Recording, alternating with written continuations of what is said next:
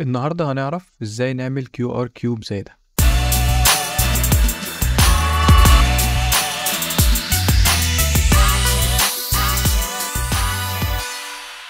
أول حاجة محتاجين نعرف ايه هي الفكرة المبني عليها إني أعمل كيوب ويكون الفيسز بتاعته عبارة عن QR كود. ببساطة لو قدرت إن أنا أعمل فيس من الكيوب ده وكررته 6 مرات بالشكل بتاع الكيوب، فده أبقى أنا وصلت للشكل الفاينل. بس لو ركزت في فيس واحد منهم هلاقي ان انا ممكن اقدر اعمل ده باكتر من طريقه، زي اني مثلا ممكن ارسم الفيس بتاعه على الستريتور، بعدين اعمل له اكسترود واكرره 6 مرات فابقى وصلت.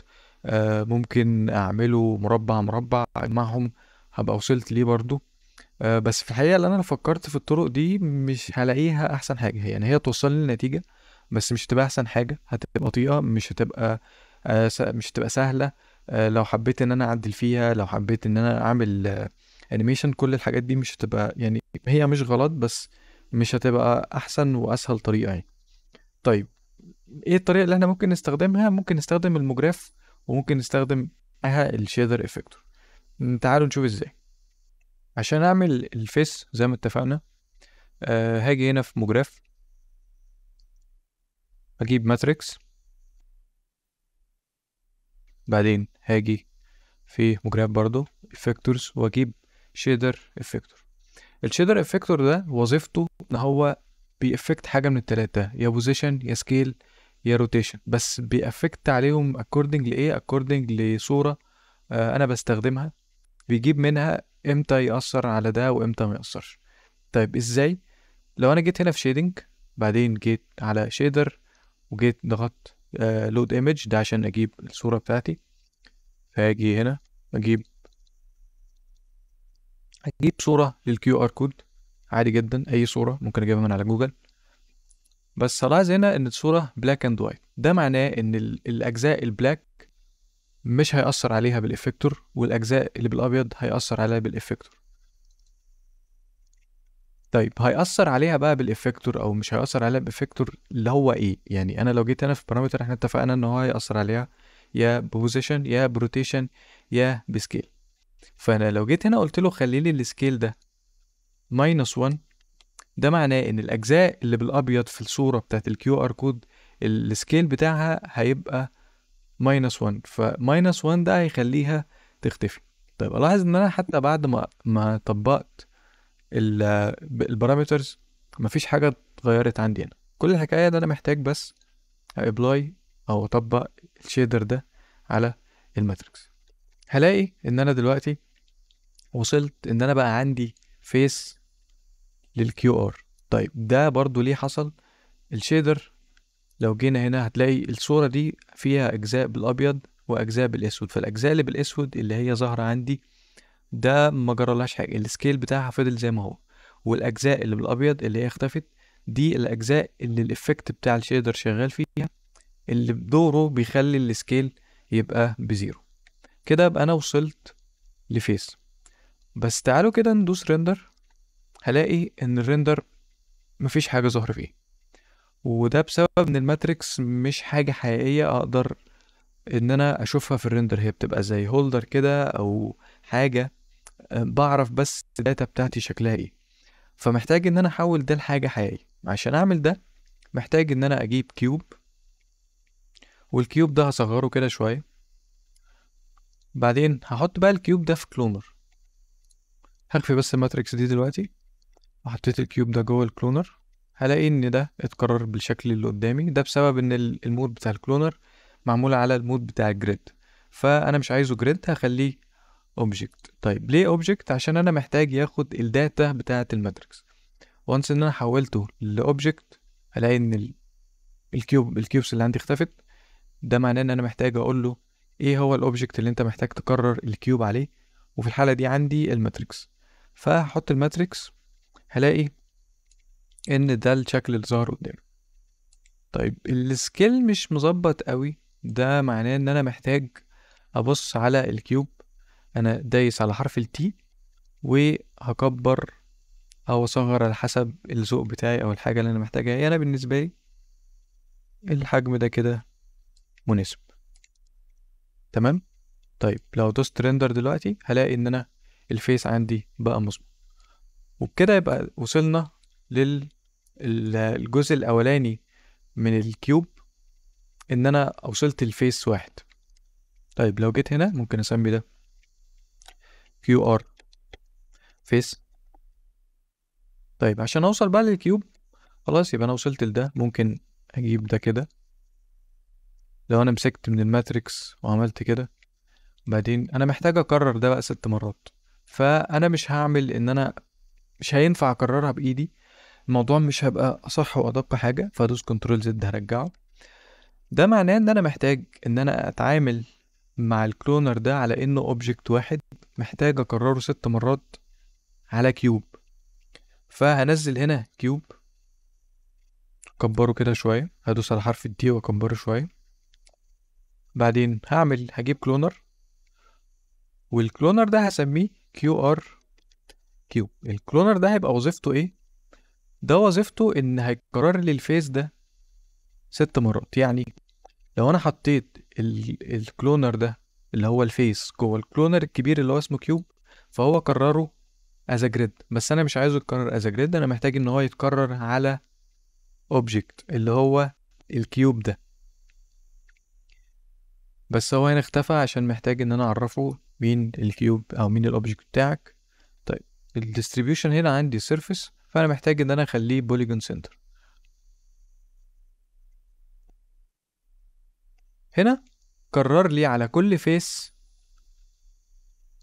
من الكيوب فيس من الكيو ار اللي احنا عاملينه.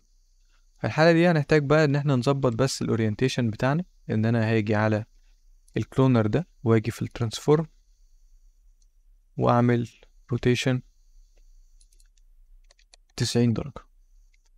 طيب لو انا جيت خفيت الكيوب ده، اللي هو ده الكيوب اللي انا استخدمته عشان اكرر الفيسز بتاعت الكيو ار على الكيوب الكبير، فانا محتاج بقى ان المسافات دي تبقى اصغر. دوس على حرف التي واصغرهم كده بحيث ان يبقى شكله مناسب بالنسبة لي. وبكده يبقى احنا وصلنا للكيوب بتاعنا. نيجي بعد كده ندخل في مرحلة اللايت والريندر.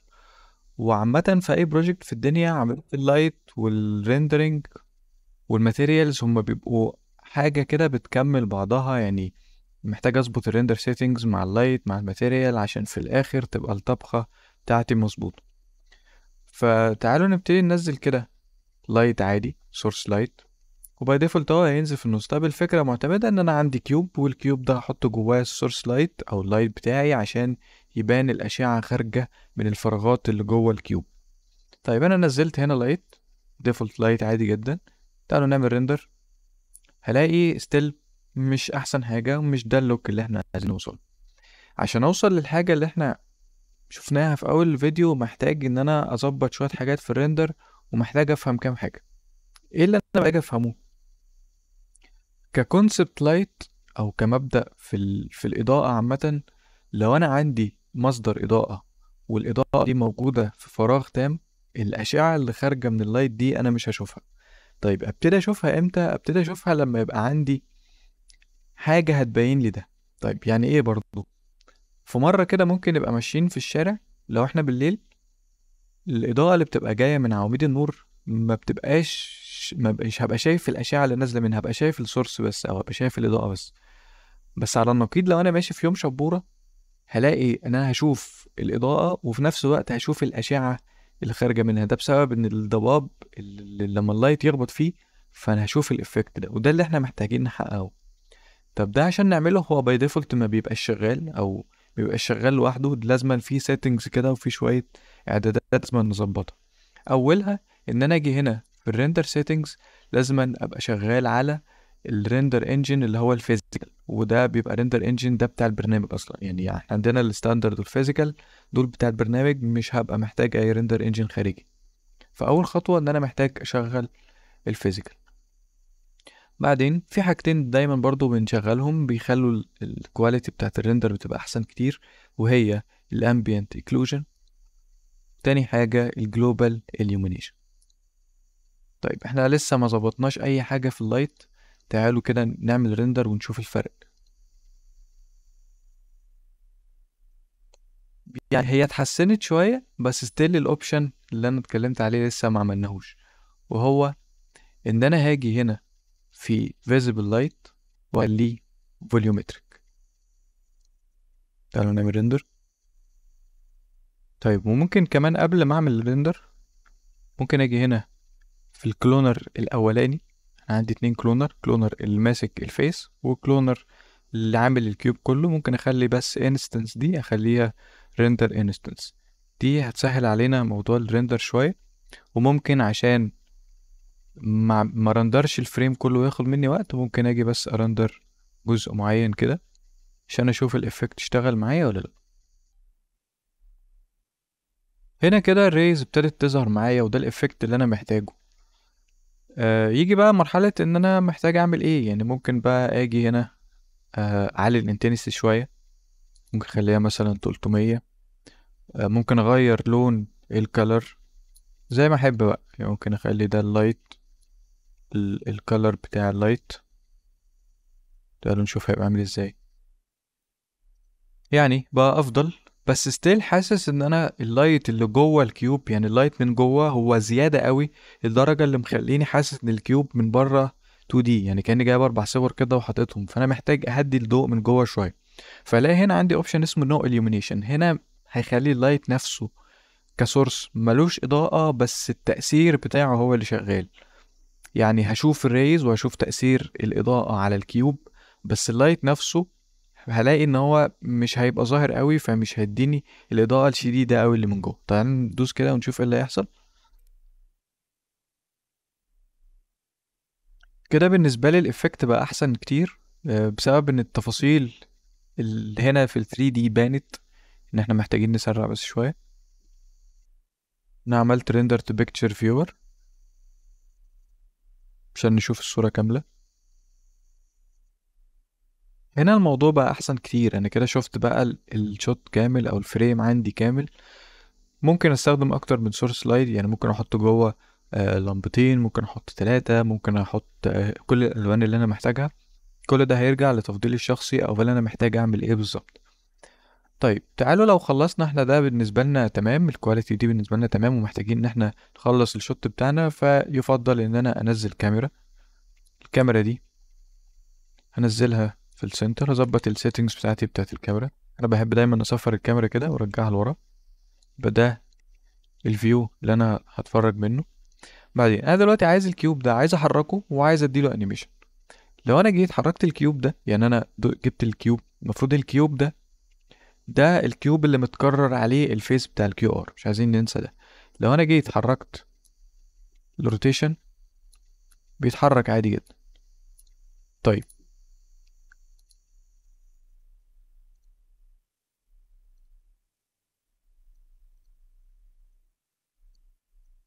فممكن اجي اديله 45 درجة، اخلي ده كده بزيرو، واخلي ده مثلا برضو بزيرو.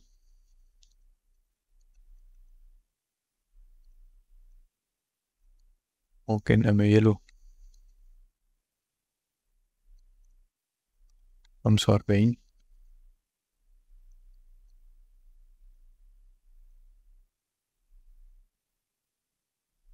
ممكن اديله بقى الفاليو اللي انا عايزها. يعني ممكن اخليه يلف في اي اتجاه انا عايزه. ممكن اجي هنا اديله كي فريمز، بعدين امشي على اخر فريم، دايس على حرف الار، بعدين دبليو انا عايزه يلف في الاتجاه ده كده 360 درجة. يعني افضل الف لحد ما اوصل ل 360. بعدين اديله كي فريم، فهلاقي لو انا جيت عملت بلاي. طيب هو السرعة بتبقى بطيئة في سريعة، بعدين بيرجع يبقى أبطأ تاني. أنا مش محتاج ده يحصل، أنا عايزه يبقى السرعة منتظمة، عشان لو هعمله لوب استخدمها في أي حاجة يبقى لازما السرعة تبقى منتظمة. فاجي أنا أفتح الجراف إديتور واختار الكي فريمز دي واخليها لينير. بعدين أقفل الجراف إديتور تاني. أول ما أجي أعمل بلاي هلاقي إن هو شغال بالشكل ده. طيب الوقفة اللي بيقفها في الآخر دي معناه إن أنا محتاج بس اخلي الفريم ده ينقص فريم، عشان لما يجي يقف على 90 اللي هنا الفريم 0 والفريم 90 هما نفس الفريم بالظبط. فلما يجي فلما يجي دلوقتي عند فريم 90، فهو ده معناه هيلاقي فريم 0 هو واقف، فهيحصل الوقفة دي، فهخلي دي 89.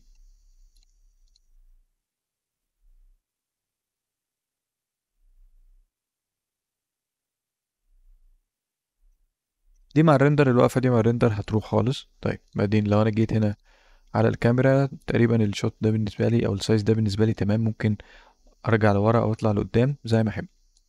بعدين نيجي على الريندر سيتنجز، هاجي على ريندر سيتنجز، محتاج هنا الدايمنشنز بتاعتي قد ايه، تبقى 1920 في 1080. عايزها سكوير، عايزها آه الحجم بتاع الريل اللي هو 1080 في 1920 زي ما احب. بعدين هقول له انا عايز ارندر من الفريم رقم 0 للفريم رقم 89. بعدين هاجي هنا في سيف واقول له اختار المكان اللي طبعا انا مرندره هنا مرة، اختار المكان اللي انا عايز ارندر فيه، اعمل هنا مثلا ريندر 2، اعمل ريندر 02. هختار الفورمات بتاعتي، خليها جي بي جي او بي ان جي زي ما احب، بس يستحسن ما شغلش الالفا تشانل، لان الالفا تشانل لو شغلتها الريز اللي طالعه دي مش هتبان معايا. فخلينا نشتغل من غير الالفا تشانل. بعدين هدوس على ريندر واسيبه لحد ما يخلص ريندر تمام. طبعا الفريم بياخد وقت، يعني الفريم اخد معايا حوالي دقيقة ونص في 89 فريم، فهياخد وقت عادي جدا، ده طبيعي ياخد وقته.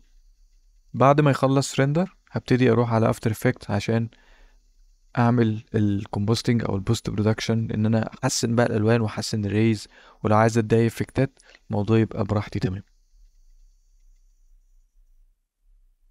بعد ما خلصنا ريندر نيجي بقى مرحلة ان انا هجمع الفيديو على افتر افكت، وابتدي اديت في الكالرز واديت في كل حاجة انا محتاج اعمل لها اديت. بس مهم جدا ان احنا نلاحظ حاجة، ان احنا لما عملنا ريندر لفيديو على سينما 4 دي فاحنا عملنا له ريندر بي ان جي. فممكن حد يستغرب يقول طب ازاي فيديو وازاي بي ان جي؟ هو كل الحكايه ان احنا لما بنيجي نرندر اي فيديو او اي حاجه من على سينما 4 دي او اي سوفت وير 3 دي، الافضل ان احنا نعمل له ريندر از سيكونس، صور يعني صور ورا بعض. لاي سبب من الاسباب ان الفريم اللي بيخلص بيتسيف، ففي اي سبب لو حصل اي مشكله فانا بقدر اكمل من اخر فريم اتسيف. طيب لو انا عايز اعمل امبورت لده، ان انا احول بقى الصور دي للفيديو، اضغط هنا دبل كليك، بعدين هلاقي ده الفولدر اللي انا عملت عليه ريندر، ده الريندر الاول اللي انا كنت عامله قبل التوتوريال. فهلاقي هنا ان مكتوب اسم الفايل بتاعي وجنبه رقم، الرقم ده 0 1 2 3 4 وهكذا. طيب الارقام دي عبارة عن ايه؟ الارقام دي اللي هو رقم الفريم، فانا عندي من فريم رقم 0 لفريم رقم 89 زي ما اتفقنا. طيب لو انا دوست على اي فريم من ده، سواء اول فريم او اخر فريم او اي حتى فريم في النص، مجرد ما اضغط عليه هلاحظ هنا ان بيقول لي هل ده بي ان جي سيكونس، يعني هل ده سيكونس انت عايز تعمل له امبورت الافتر افكت. فهقول له اه، لو انا علمت على فهيدخل لي از سيكونس كده ورا بعضه، او يبقى عباره عن فيديو. لو شلت العلامه دي فهو هيمبورت الصوره دي بس. يعني في الحاله دي انا محتاجه ايه؟ محتاج ان هو يبقى بي ان جي سيكونس. فاضغط على اي صوره وادوس امبورت، اسحب كده على علامه الكمبيوتر، بعدين هلاقي بقى فيديو عادي جدا. طيب انا لما استخدمت في المره الاولانيه عملت نفس الستبس بالظبط، بس كل الحكايه ان انا استخدمت بدل سورس لايت واحد استخدمت اتنين، واحد بالاحمر وواحد بالازرق عشان يديني الافكت ده. طيب ممكن اجي هنا هعمل نيو سوليد لاير واسميها نويز. بعدين النويز دي هاجي هنا انا هيبقى عندي قائمه الافكتس اند بريسيتس، هاجي اختار فراكتال نويز،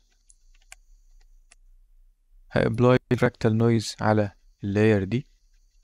بعدين لو انا جيت دلوقتي اديتها بلند مود، نختار مثلا لايتن مش اللايتن اوفرلاي. لو استخدمت الاوفرلاي هلاقي ان ابتدى الريز دي تاخد شكل الفوق شوية او شكل الضباب، يعني دي من غير الفراكتال نويز ودي بالفراكتال نويز. طيب لو انا عايز الفراكتال نويز تبقى بتتحرك، يعني لو هرجعها للنورمال تاني، انا عايز تبقى دي بتتحرك كده طول الفيديو، فبدل ما اديها كي فريمز ممكن اجي ادي هنا فريم، بعدين اطلع قدام ومكمل كي فريم كده، فاوتوماتيك هتشتغل.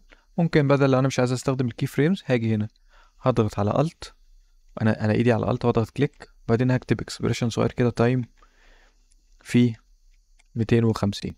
ده اكسبريشن كده عشان ما اديش كي فريمز، طول ما انا ماشي هيبتدي يانيميته بالشكل ده. بعدين ارجع لها تاني، احنا قلنا اوفرلاي فهيديني الافكت ده.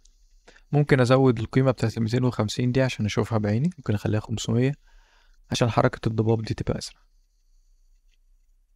طيب انا محتاجه انهانس الالوان شويه، يعني محتاجه اقوي الالوان شويه، اظبط بقى في الكونتراست والحاجات دي. اجي هنا ممكن الاقي في افكت لطيف كده اسمه لومتري كلر. الاقي هنا بيزك كوركشن، ممكن اعلي الاكسبوجر شويه،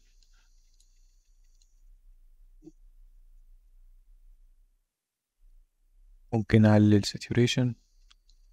طبعا كل واحد زي ما يحب بقى في الايديت بتاعه ايه.